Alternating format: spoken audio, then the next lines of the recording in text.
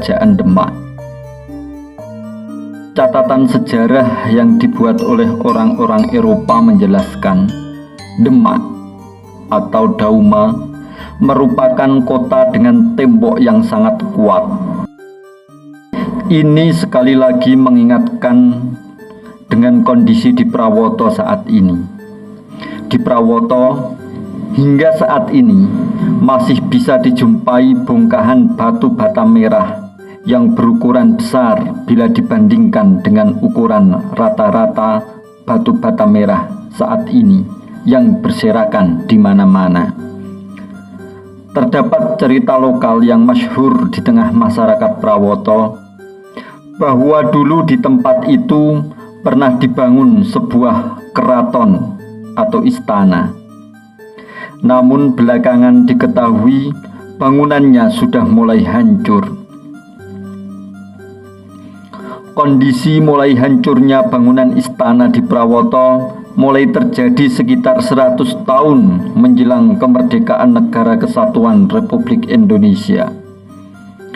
Bukti yang menguatkan keberadaan istana di Prawoto adalah batu bata berukuran tidak lazim atau besar yang berserakan di banyak titik di Prawoto.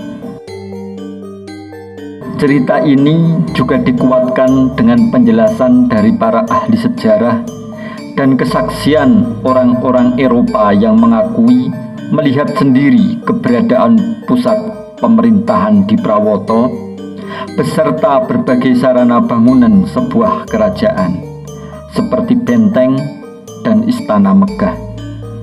Seorang penjelajah asal Portugis, Manuel Pinto, pada tahun 1548 mendatangi beberapa tempat di Nusantara. Konon, setelah mengantarkan sebuah surat untuk Uskup Agung Pastor Vicente Vigas di Makassar, Sulawesi, Pinto ingin melihat tanah Jawa. Di Jawa, Pinto menuliskan telah bertemu dengan Sultan Demak keempat atau Sunan Prawoto di istananya. Prawoto dan Selatan Muria yang mendangkal. Penulis kemudian lebih cenderung pada kesimpulan bahwa Prawoto telah menjadi pusat pemerintahan Kesultanan Demak Bintoro, atau paling tidak pada masa Kesultanan Demak terdapat seorang sultan yang mengendalikan pemerintahan atau Jumeneng Noto dari istana yang berada di Prawoto. Kesimpulan ini juga sesuai dengan keterangan yang diberitakan dalam Babat Tanah Jawi. Terlepas dari apakah orang-orang di Prawoto telah membaca keterangan dalam babat atau tidak, yang jelas mereka mewarisi cerita dari para leluhur tentang keberadaan bangunan keraton di desa yang mereka diami.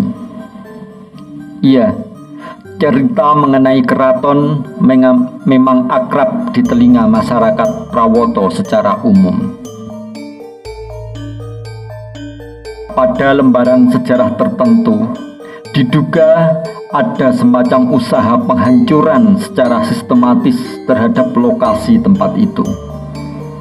Ini terjadi pada masa berdirinya Pajang, atau bisa pada masa berdirinya Mataram Islam, atau juga bisa dilakukan oleh pihak kolonial Belanda ketika Prawoto menjadi semacam basis pertahanan para tentara pribumi.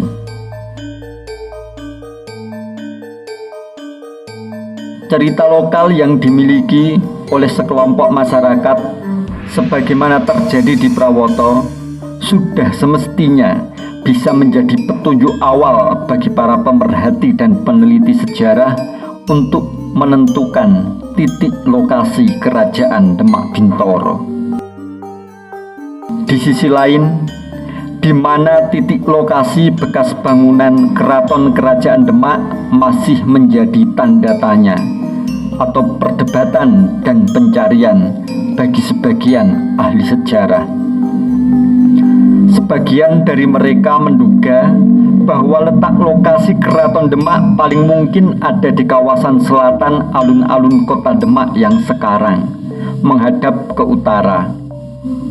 Di kawasan selatan Demak itu konon terdapat tempat yang bernama Sitinggil atau Siti Hinggil, artinya tanah yang tinggi. Nama Sitinggil biasanya dihubungkan dengan pusat keraton atau singgasana raja. Namun, para ahli yang lain kurang sependapat dengan dugaan di atas. Sebab, pada abad ke-15, saat Kerajaan Demak berjaya, kawasan Demak yang sekarang ini menjadi pusat ibu kota Kabupaten Demak diperkirakan masih berupa rawa-rawa liar. Maka menjadi meragukan bila Raden Patah mendirikan kerajaannya di kawasan yang berupa rawa. Pemikiran yang demikian terasa lebih masuk akal. Karena ini pula di kawasan Demak yang sekarang ini sulit ditemukan kepingan-kepingan benda bekas bangunan kuno yang bisa dicurigai sebagai jejak bekas bangunan kerajaan. Kampung Sitinggil di sebelah selatan alun-alun kota Demak yang sekarang ini, yang diduga dulunya sebagai sebuah istana atau keraton pada masa Kesultanan Demak Bintoro, ternyata terlalu sulit ditemukan adanya sisa-sisa peninggalan disebabkan oleh data-data arkeologi sangat minim. Berdasarkan pemetaan terintegrasi kepurbakalaan daerah Demak, ternyata sulit menentukan lokasi bekas bangunan Kesultanan Demak Bintoro.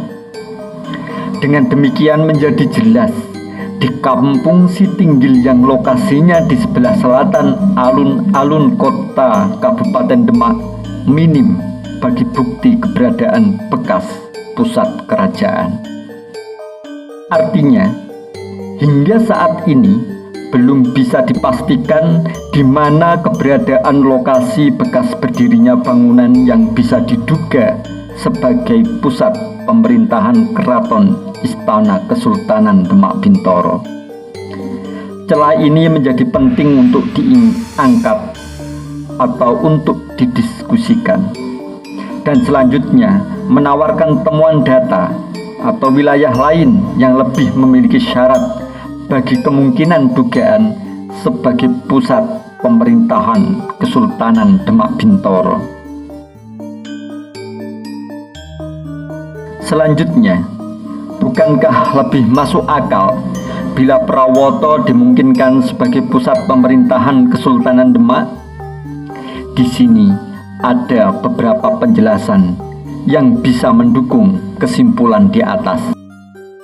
Bila titik lokasi Demak yang masih berupa rawa berada di Prawoto, atau setidaknya berada di sebelah utara Prawoto, maka hal ini tidak sulit dipahami. Pemilihan tempat ini masuk akal karena cukup menguntungkan bagi kegiatan perdagangan maupun pertanian. Selat yang memisahkan Jawa Tengah dan Pulau Muria pada masa itu cukup lebar dan dapat dilayari dengan leluasa. Baru pada abad ke-17, selat tadi tidak dapat dilayari sepanjang tahun.